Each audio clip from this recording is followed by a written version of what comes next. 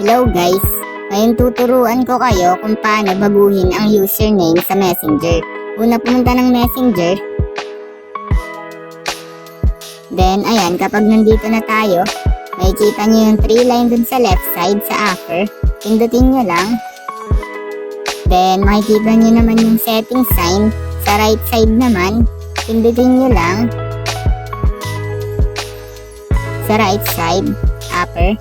Ayan, pag napindot nyo na, makikita nyo yung username sa pangatlo. Makikita nyo naman ang username. Pindutin nyo lang. Then kapag napindot nyo na, makikita nyo yung edit username.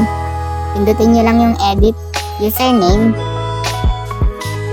At ayan, makikita nyo change username. Ilagay nyo lang kung anong gusto nyong username. Ilalagay ko dito Flameboy 333.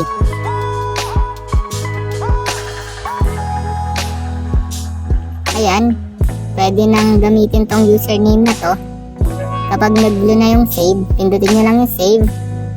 Ayan, okay na, makikita nyo naman yung username ko. Naging Flameboy 333 na. Ayan, ganun lang kadali magpalit ng username sa Messenger. Ayun lang. Thanks for watching. Subscribe me for more videos like this. Thank you.